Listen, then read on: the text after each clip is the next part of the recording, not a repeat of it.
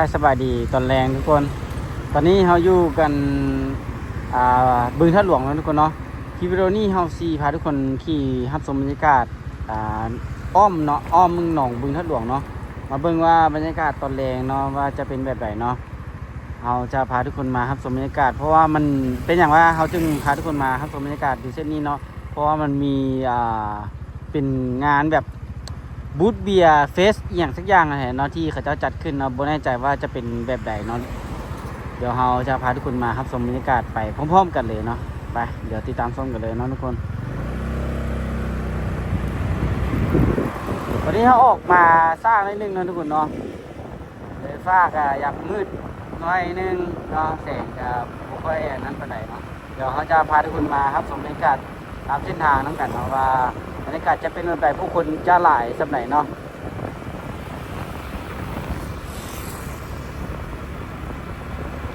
โซนนี้ก็มีงานอยู่หลายจุดนะทุกคนเนาะจากเวียงจันทร์เซ็นเตอร์ก็มีอยู่ไอเทคนี่ก็มีเนาะทุกคนเนาะเดี๋ยวเขาจะพาทุกคนมารับชมบรรยากาศบึงท่าหลวงเนาะทางไอเทคเขายังบริหารได้ไปถ่ายให้ทุกคนได้เบิ่งเนาะเบิ่งว่าบ่แน่ใจว่าจะทันถ่ายให้ทุกคนได้เบิ่งบ่เนาะมื้อนี้เนาะแต่ตอนนี้เขาจะพาทุกคนมารับชมบรรยากาศทางบึงท่าหลวงก่อนเนาะว่าจะเป็นแบบไหนเข้ามาก่อนง่ายนะเพราะว่ามันเป็นทางเว้นเนี่ยนะทางเว้นทางเนี้ยเนาะจากบึงท่าหลวงตัดออกไปไม่แน่ใจว่าบ้านอย่างน้องก็ลืมแล้วเมื่อนั้นไทยทุกคนจะเบิ่งขนาดเนาะเส้นทางเพทีทางนี้ก็จะเป็นทางเว้นเนาะบรรยากาศรถหลายแบบนี้นะทุกคนบางมื้อมันก็หลายแบบนี้นะครับผู้มีงานนะเพราะว่ามันเป็นบอนที่แบบว่าผู้คนมาออกกำลังกายหลายเนาะทุกคนมาออกกำลังกายมาย่างอย่างนี้นะมาย่างดิ้น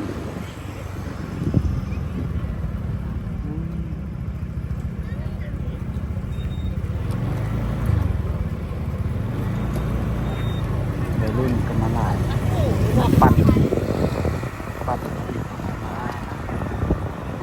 น้อย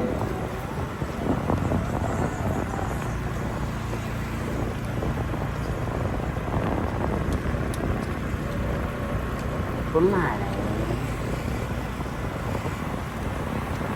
บรรยากาศค่ายแรงแบบนี้มีฝนมากเป็นต้นมันซุปเปอร์เสาร์ที่เป็นแห้งหลายเนาะบางคนก็มาแบบเอาโต๊ะเอาแคมปิ้งมานั่งกินดื่มนั่งพักผ่อนเข้ามีอาหารข้างทางของบึงท่าหลวงมีหลากหลายอย่างเนาะ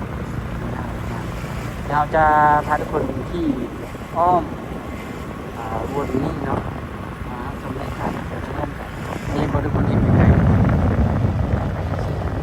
งานเฟสเนาะเราจะพาทุกคนที่ครับชมบรรยากาศกันที่อ้อมบึงท่าหลวงไปชมบรรยากาศมาย่างแบบขายได้หลายเลย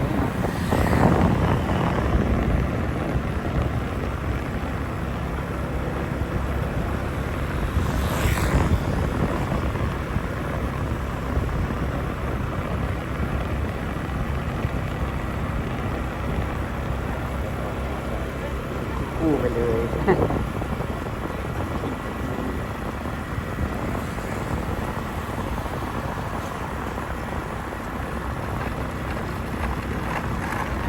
ช่วงนี้ก็อากาศดีนะมื้อนี้อากาศเย็นๆถือว่าโอเคเลยเนาะ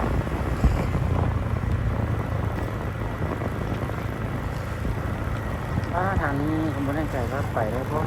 มันต้องมีขี่อ้อมอีกที่นี่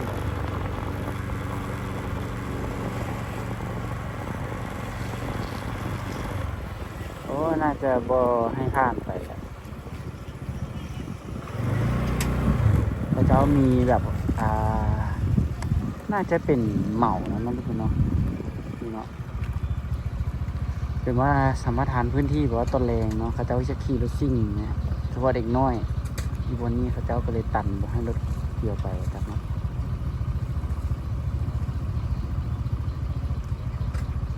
ที่จริงรถจักรก็น่าจะไปได้นะหรือเฉพาะแต่ให้รถขีบ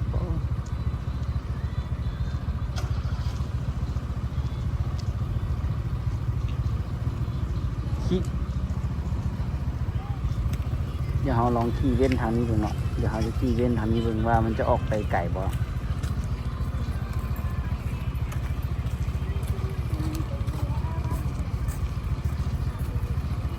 อันนี้เราขี่ตัดออกมาเนาะจากเส้นที่อันเพื่อนขั้นฮะเนาะเราก็โบก้าข้ามไปเนาะโบก้าเข้าไปเนาะเราจะขี่ตัดออกมาจะนี่เบิ่งว่ามันจะออกไปเลยจากอันงานฮันบอลหรือว่าโบเลยเนาะเดี๋ยวจะพาทุกคนมาชมงานน้ำกันเนาะ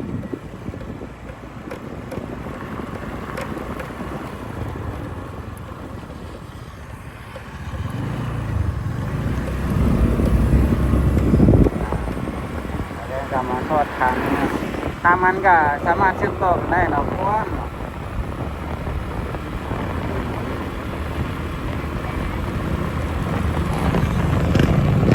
จะเป็นส่วนสนุกของเด็กน้อยนะทุกคนเนาะคันนั้นมันบุมีข้อจำกัดหลายอย่างนะคนน่าจะหลายกว่านี้เนาะเพราะว่าเครื่องลิ้นเนาะค่าเข้าเฉพาะเด็กน้อยเนาะทุกคนเนาะจะเสพหมายแล้วนะแล้วก็มีแต่ฟังลิ้นเฉพาะเด็กน้อยมันจำกัดเนาะคันว่าเครื่องลิ้นของผู้ใหญ่นะมันต้องได้เสียเงินเพิ่มเนาะเสียค่าเข้าแล้ว100,000สิเนาะเราต้องได้เสียเพิ่มค่าลิ้นต่างๆสินะมีแต่เฉพาะเครื่องเล่นเด็กน้อยที่บ่ได้เสียเพิ่มนะมันก็รู้สึกว่าจังไดบ่ได้เนาะคนก็เลยบ่หลายนิดกันใหม่ๆนี่ป้าทุกคนมันรออันมาท่าคิวเข้าเบิ่งนะเดี๋ยวนี้มาว่ามีคนซ้ำอันไหนก็ได้จ่ายเพิ่มนะเลยว่าคนบ่หลาย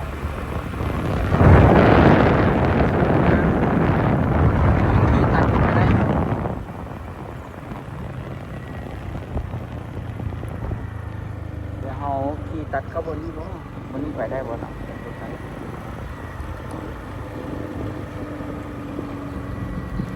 เข้าบนนี้เลยดูนี่อันนี้มันเดินจอดรถบนสวนสนุกเนาะบนท่าหลวง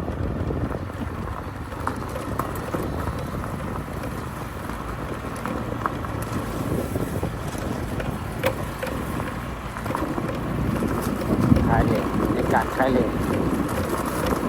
ค่ำแล้วจะมืดแล้วมันก็คล้ายแรงนะเลย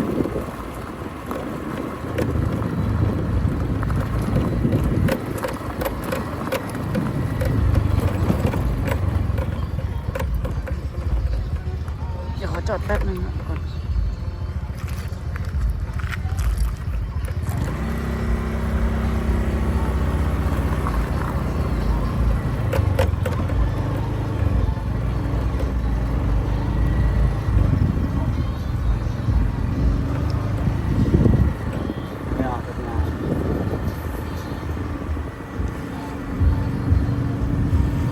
แบบมีห้องเพลงพร้อมเลยโบแน่ใจว่าจะโมงเขาจะห้องเพลงเนาะที่บึงท่าหลวงทุกคนบรรยากาศก็ภาพบรรยากาศก็จะประมาณนี้นะทุกคนเนาะทางหน้านี่ก็จะมีเฟืองนั่งเนาะทุกคนเนาะมีเฟืองให้ผู้คนได้นั่งชมบรรยากาศกันแบบบ้านๆนะแบบธรรมชาติดีเนาะแล้วก็มีน้องห้องศิลปินลาวดังๆมาหลายได้เนาะทุกคน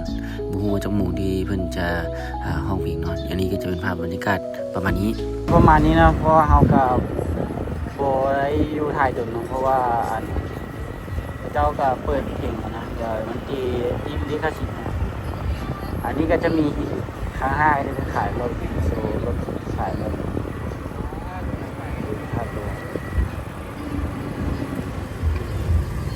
โอ้คนหลายแฮงนะวันจอดรถคนก็กำลังแห่มาเลยเนาะหลอกไว้รุ่นเต็ม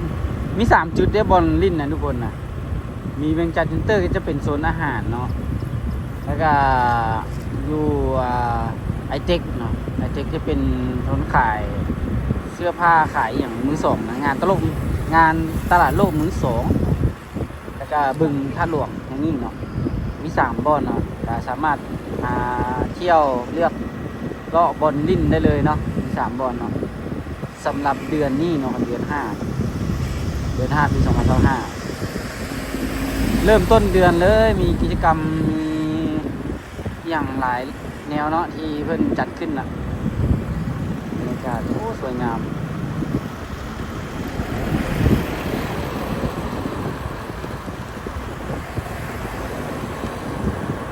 เนาะทุกคนเนาะวิวบรรยากาศดีขนาดนี้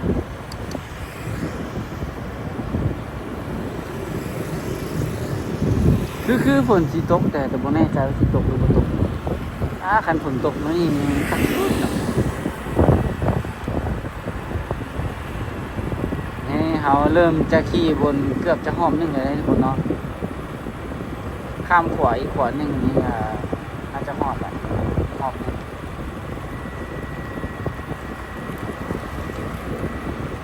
คณะ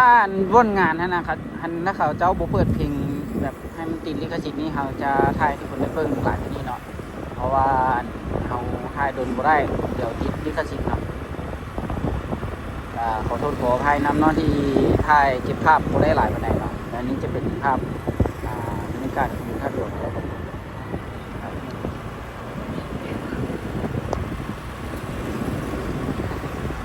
น้องๆนักเรียนเพิ่นมาถ่ายรูปเก็บไว้เนาะที่ระลึกเนาะจ้างสร้างภาพมาครั้งแรกแล้ว